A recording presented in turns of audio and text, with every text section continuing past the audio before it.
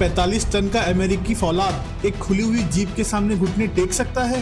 क्या जज्बा लोहे को पिघला सकता है? जवाब है हाँ। 1965 असल उत्तर का मैदान। पाकिस्तान को गुरूर था अपने पैटर्न टैंक्स पर। उनके जनरल का ख्वाब बड़ा रंगीन था, सुबह का नाश्ता लाहौर में और शाम की चाय दिल्ली में।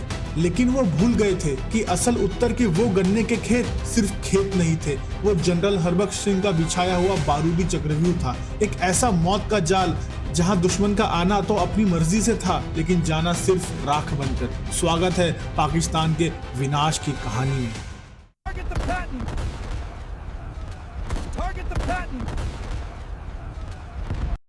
पिछले भाग में हमने देखा कि कैसे हिंदुस्तानी फौज ने खेमकरन से पीछे हटकर असल उत्तर में मौत का एक हॉर्सशू ट्रैप यानी घोड़े की नाल जैसा जाल बिछा दिया था।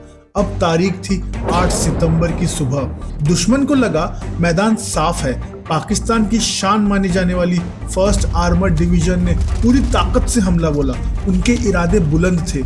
उन्हें लगा वो शाम तक असल उत्तर में कब्जा कर लेंगे, लेकिन मैदान जंग में उनका सामना हुआ 9th डेक्कन हॉर्स से।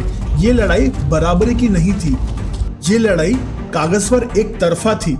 एक तरफ थे पाकिस्तान के पैटर्न टैंक्स, अमेरिका के बनाए हुए वो मॉन्स्टर मशीन्स जिनमें नाइट विजन था, कंप्यूटराइज्ड फायर कंट्रोल था और वो 2 किलोमीटर से भी निशाना लगा सकते थे। और दूसरी तरफ भारत के पास थे शर्मन टैंक्स, वर्ल्ड वॉर 2 के पुराने लोहे, ना कंप्यूटर ना लंबी रेंज, और पैटर्न के सामने उनका कवच कागज जैसा था।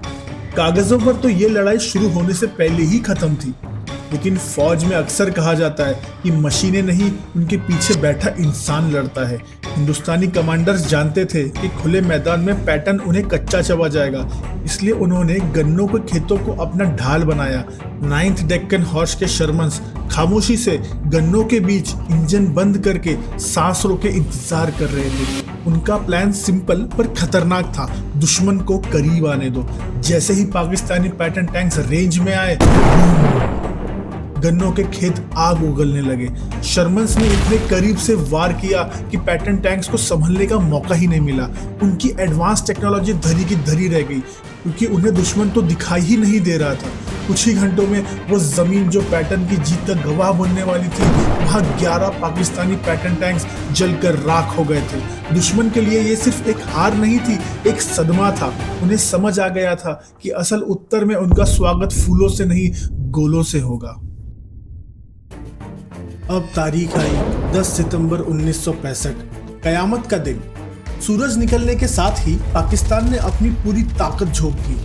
टारगेट था हॉर्सशू का उत्तरी हिस्सा। वहां तैनात थी 4 ग्रेनेडियर्स और वहां मौजूद था हिंदुस्तान का एक शेर, company quarter master Abdul Hamid. जरा मंजर सोचिए, सामने से ढेर सारे पैटर्न टैंक्स आ रहे हैं मौत बनकर। अब्दुल हमीद के पास कोई टैंक नहीं था, उनके पास थी सिर्फ एक जीप और उस पर लगी थी एक RCL गन। एक तरफ 45 टन का मॉन्स्टर, दूसरी तरफ एक खुली हुई जीप। ड्राइवर, गाड़ी गन्ने के बीच लें। आज इन लोहे के डिब्बे को बताएंगे कि हिंदुस्तानी फौज किस मिट्टी का बना है। साइड फ्लैंक लो, इन्हें पता भी नहीं चलेगा कि मौत कहां से आई। हमीद ने अपनी जीप स्टार्ट की और गन्ने के खेत में ऐसे घुल गए जैसे हवा।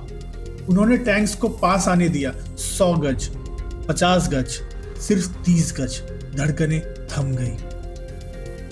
फायर, एक जबरदस्त धमाका। पहला पैटर्न टैंक आग का गोला बन गया।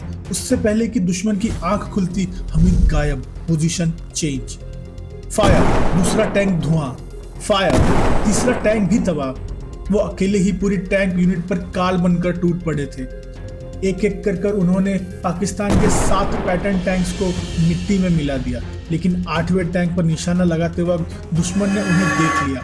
एक तरफ से टैंक का गोला, दूसरी तरफ से हमीद की गोली, दोनों ने साथ में आग उगली। एक बड़ा धमाका हुआ और हवलदार अब्दुल हमीद दुश्मन का गुरूर तोड़कर हमेशा के लिए अमर हो गए। उन्हें परमवीर चक्र मिला, लेकिन उनका असली इनाम यह था कि उन्होंने दुश्मन की कमर तोड़ दी थी।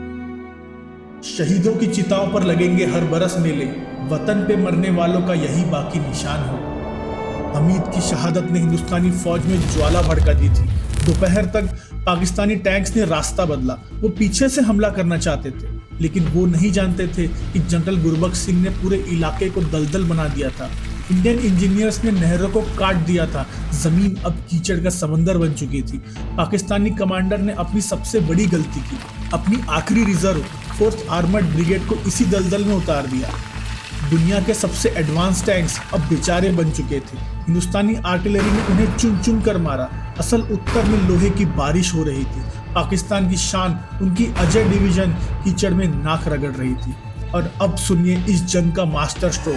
अपनी फौज को तबाह होते देख Pakistani GOC major general Nasir खुद फ्रंट लाइन पर आ गए। लेकिन हिंदुस्तानी इंटेलिजेंस दुश्मन की हर सांस सुन रही थी। शाम 6 बजे कोऑर्डिनेट्स लॉक हुए।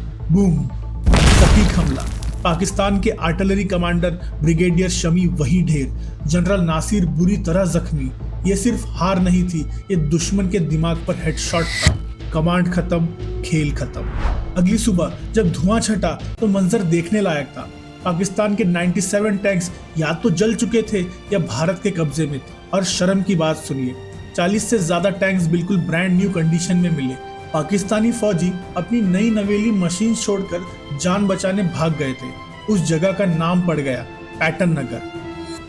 असल उत्तर ने 1962 की हार का गम मिटा दिया।